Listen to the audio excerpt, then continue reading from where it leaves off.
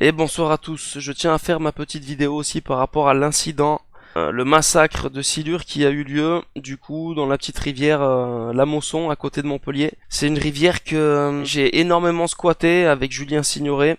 On connaissait très bien ce petit plan d'eau quoi. On y a énormément pêché, on a eu fait des très beaux spécimens, des très beaux silures là-bas. Et on est les premiers, je pense, concernés en étant influenceurs entre guillemets, pêcheurs de silures. Il y a énormément de choses à dire, mais je vais commencer juste par dire mon ressenti sur les poissons qui ont été défoncés, c'est-à-dire que des gens repèrent qu'il y a des silures qui souffrent à la pissière, au barrage entre guillemets, il y a de l'eau qui coule un tout petit peu, le silure vient chercher son oxygène. Le lendemain, 7h30, rendez-vous là-bas pour faire du sauvetage. Et au final, à 7h30, 8h, 9h, les gens, ils y vont et ils voient des gars de la PPMA ou autres, des bénévoles en train de défoncer des silures à coups de pioche. Il les massacre. Le message que j'ai dans la journée d'une personne qui était là-bas, c'est ils ont une maladie, il faut les tuer. Il y a des Roms qui les prélèvent et qui les revendent dans les pays de l'Est et qui les revendent dans des restos. Ok, alors premièrement, pour moi, un silure qui cherche la source qui coule du plan d'eau du dessus, c'est plutôt un poisson qui manque d'oxygène, quoi. Pourtant, c'est un poisson très résistant, le silure. Je sais pas qu'est-ce qui s'est passé réellement au niveau du poisson, s'il a été malade ou pas, mais c'est pas en un jour qu'on détermine qu'il a été malade et qu'on le défonce. Les analyses ont été faites bien plus tard. Du coup, vous êtes un putain de scandale de l'humanité. Vous avez massacré des poissons. Ils ont pas demandé à être là, eux, les poissons, dans ce petit fleuve là. C'est comme toi qui as mis ces coups de pioche là. T'as pas demandé à être présent dans cette planète. Tu crois qu'il a mérité de se faire défoncer comme ça? T'aimerais qu'on fasse pareil avec toi, ta femme ou ta fille? T'es une honte, vous êtes des hontes, tous les gens qui ont fait ça de la PPMA. La fédération, la PPMA, on vous donne des milliers, des millions d'euros tous les ans. Vous n'êtes pas capable en 24 heures de prendre une initiative, de privatiser un plan d'eau. On ramène des camions bennes, tout ce que tu veux, n'importe quoi. On prend les silures, on les fout dans un endroit pour essayer de les sauver.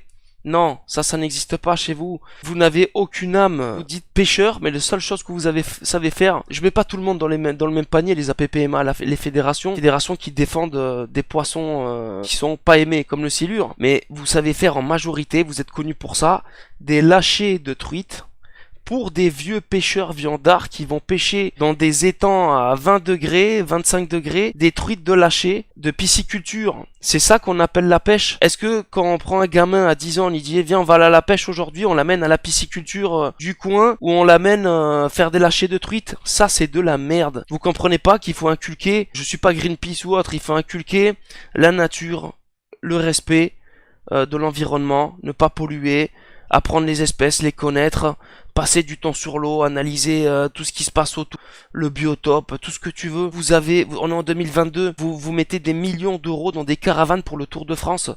Mais là, quand on va vous voir l'année prochaine le Tour de France passer, avec tout ce qui est en train de se passer là, ils vont rigoler, ils vont dire mais regarde-moi ces cassos, ils ont rien fait pour ce massacre de silures. Je vais vous faire passer un petit extrait d'une personne, Lolo, qui était présent sur place ce jour-là. Il va vous dire un peu son ressenti de la situation.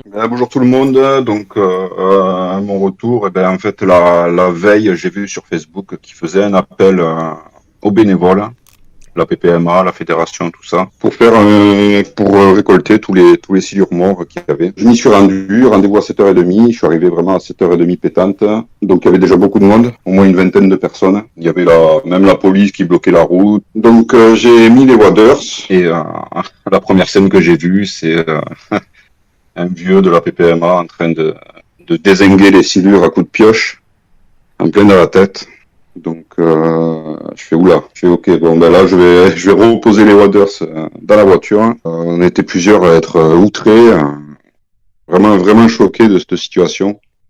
Donc j'ai pas mal parlé aussi avec Anthony, qui est l'auteur de la vidéo. Il dit je comprends pas, j'ai déjà fait de l'équarrissage de poissons, tout ça, qui consiste à récolter juste les silures morts, mais de voir qu'ils tuaient les silures directement vivants, comme ça, c'était n'importe quoi, sans faire d'analyse, sans faire rien du tout. Ouais, c'est ça le truc, c'est qu'il n'y a pas eu d'analyse en aval, mais ils sont allés sur le spot pour les sauver, mais pour les tuer en fait, quoi. C'est ça que tu as Voilà. retenu.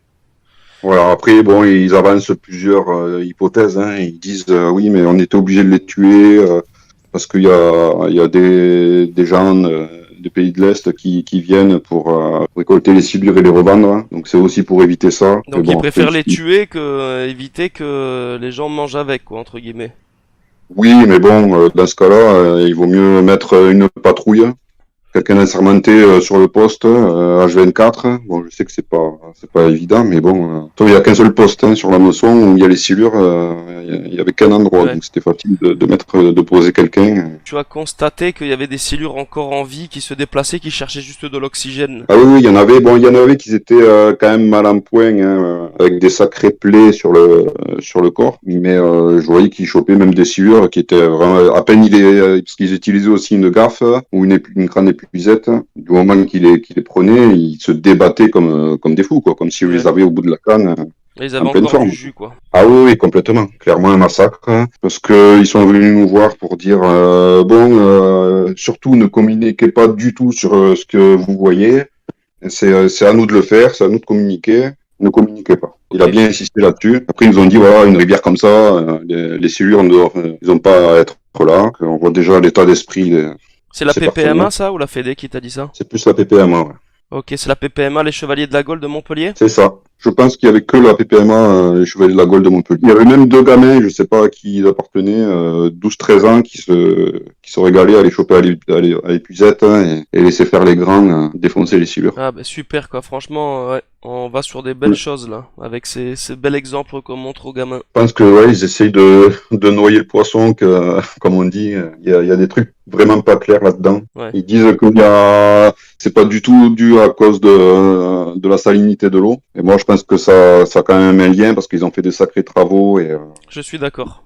plus en aval, hein, et, l'eau salée remonte vachement plus facilement. Et ce que j'ai remarqué aussi, c'est qu'en juin, il y a toujours la période de formation d'herbiers et après ça continue jusqu'à fin août. Il y a toujours de plus en plus d'herbiers. Et là, j'ai remarqué vers mi-juillet que il y avait plus du tout d'herbiers d'un coup.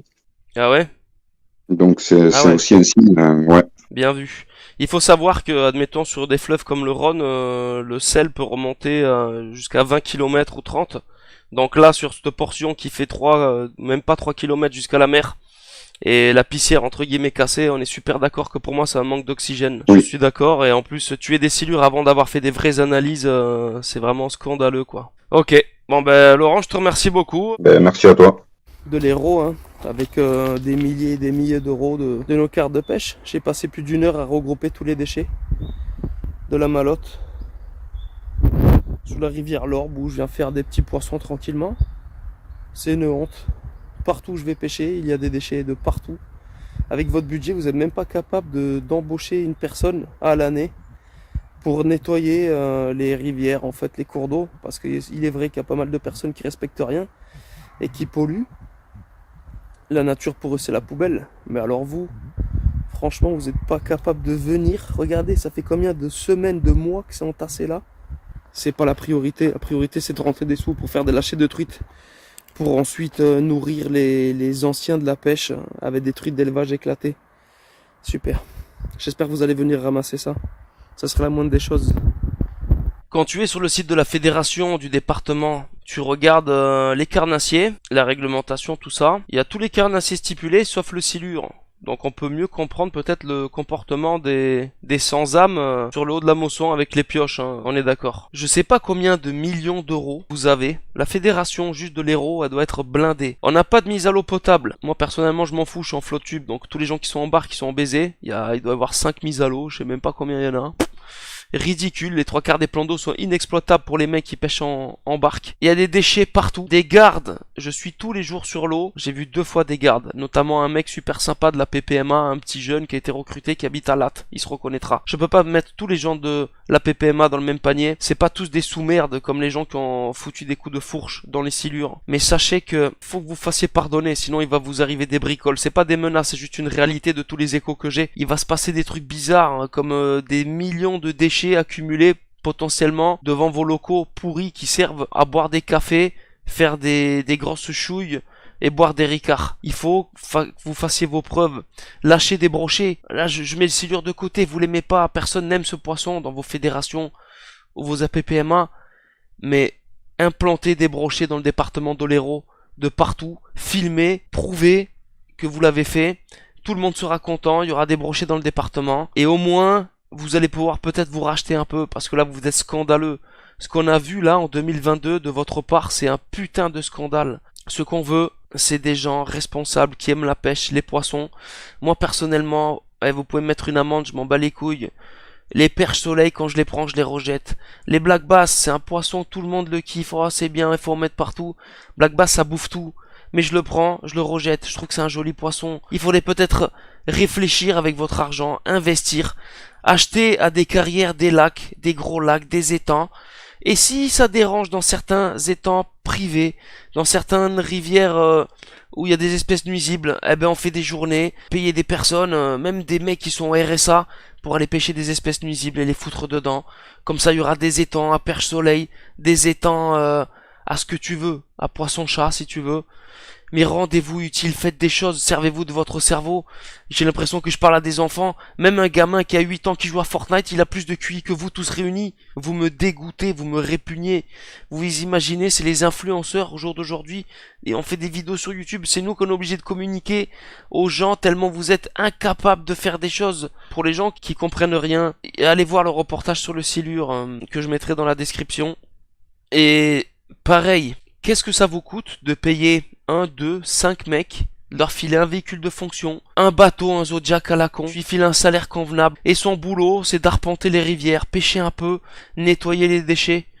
Il prend des portions de nos rivières et il les nettoie. Oh putain, j'ai trouvé du plastique, un ballon, des balles de tennis, des bouteilles de coca, oh, des millions qu'il y en a. Des McDo, pareil, oh là là. Sortez-nous des chiffres, comme dirait Julien Signoret. Montrez-nous, prouvez-nous quelque chose. Mais même avec ce que vous allez nous montrer, on vous croira pas, vous êtes zéro crédible. Je suis rien ni personne, je suis juste quelqu'un qui kiffe aller à la pêche, qui aime les poissons, qui aime la nature, et qui aime partager des choses sur internet. Partager des horreurs comme je viens de montrer là, dans la vidéo, ça me rend fou. Putain, mais c'est simple quand même. Prenez des vraies initiatives, vous allez me sortir, oui, mais il faut des dérogations, des trucs, des mis. Mais arrêtez d'être des putains de moutons, prenez des vraies initiatives comme des vrais passionnés des poissons et de la pêche en France. C'est tout.